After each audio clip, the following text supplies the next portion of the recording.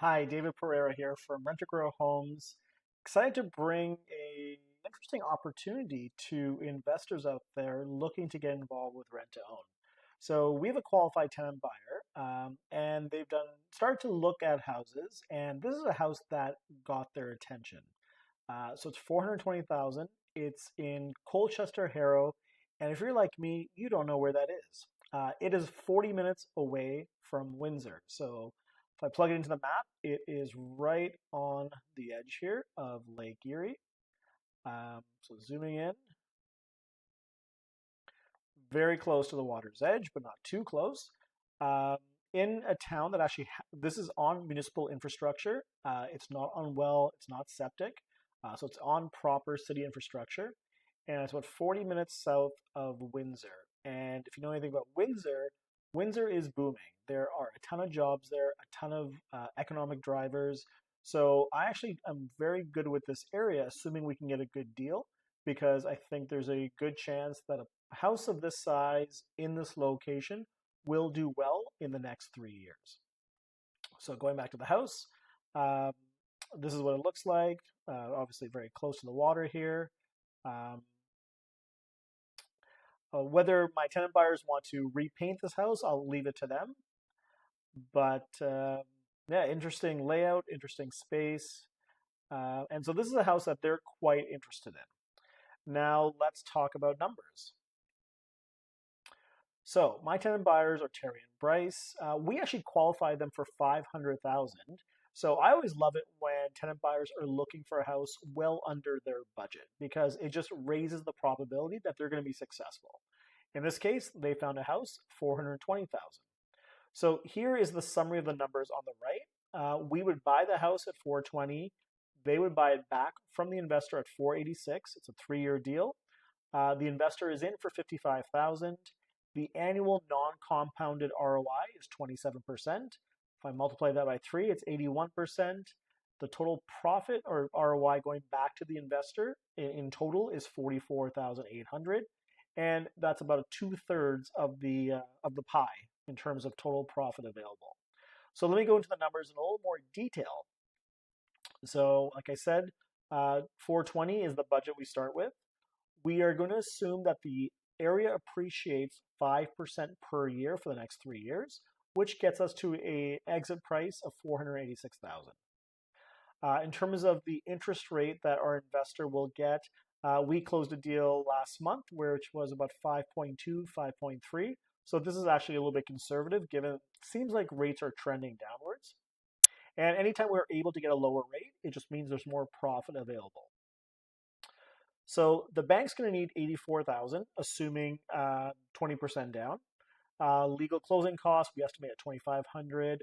Land transfer tax, of course, 48.75. I charge a fee of 4,000 upfront.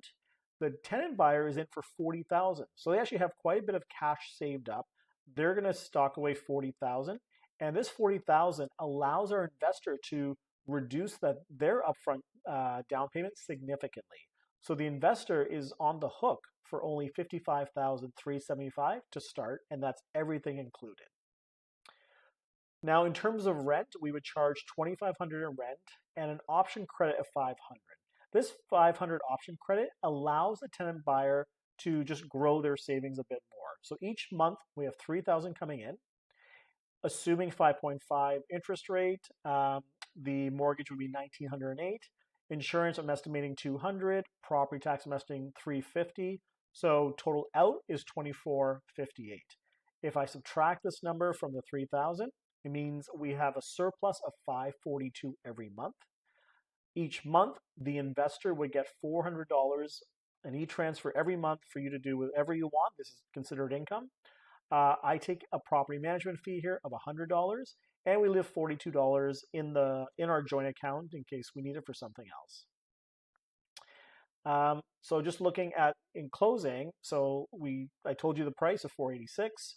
They gave us 40K. They've also accumulated $18,000 in savings by paying $500 a month for 36 months.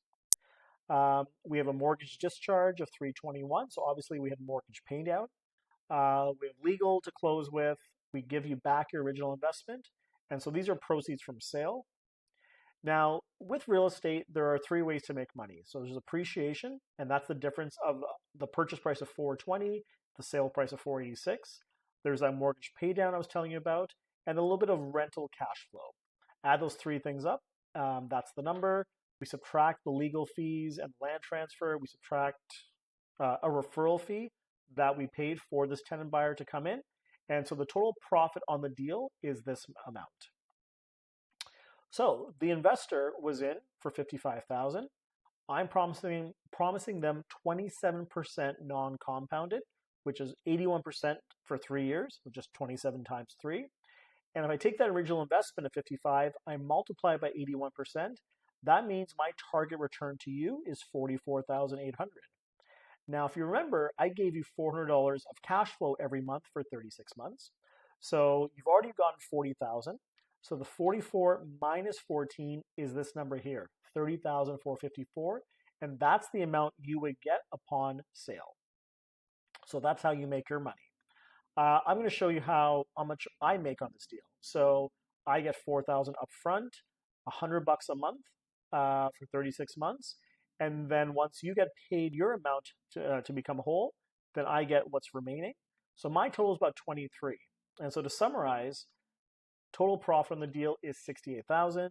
You're getting 44. I'm getting about closer to 45. I'm getting 23. So which means you're getting about 66% of the total profit, which is 2/3. And that's generally what I target with a rent-to-own deal with my investors, is I try and give them 2/3 profit and I keep 1/3 profit. So if this is something that's interesting to you, this is an active deal I have. My tenant buyers are ready to go. They're qualified. So please get in touch and I can give you a lot more details. Take care.